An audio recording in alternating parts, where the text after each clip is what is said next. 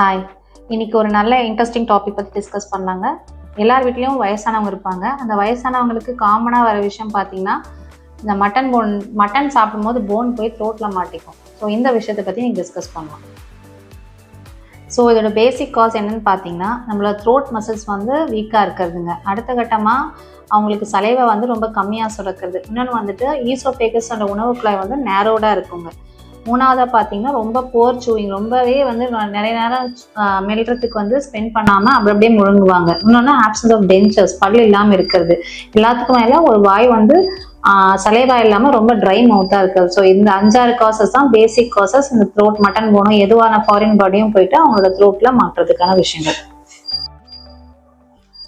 So இதை நம்ம எப்படி ப்ரிவெண்ட் பண்ணலாம் அப்படின்னா, நம்ம சாப்பாடை வந்து சாப்பிட்றத ரொம்ப மெதுவாக சூ பண்ணி சாப்பிடணும். அவசரப்பட்டு சாப்பிடக்கூடாது. அப்புறம் நம்மளை வந்து ஒவ்வொரு சாப்பாடை சாப்பிடும்போதும் நிறைய தண்ணி குடிச்சு ஒரு ஹைட்ரேஷனோடு இருக்கணும். ரொம்ப ட்ரையாக எடுத்துக்கக்கூடாது. அடுத்து வந்துட்டு கொஞ்சம் கொஞ்சமாக பிட்டாக சாப்பிடணும், தவிர ஒரு பல்காக ஒரு வாய்க்குள்ளே போட்டு சாப்பிடக்கூடாது.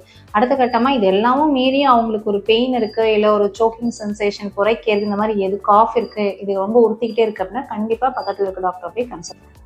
ஸோ இந்த மாதிரி சின்ன சின்ன டிப்ஸ் பற்றி உங்களுக்கு தெரியணும்னா எங்கள் பேஜை ஃபாலோ பண்ணுங்கள், யூடியூப் சேனலை சப்ஸ்கிரைப் பண்ணுங்கள். தேங்க்யூ.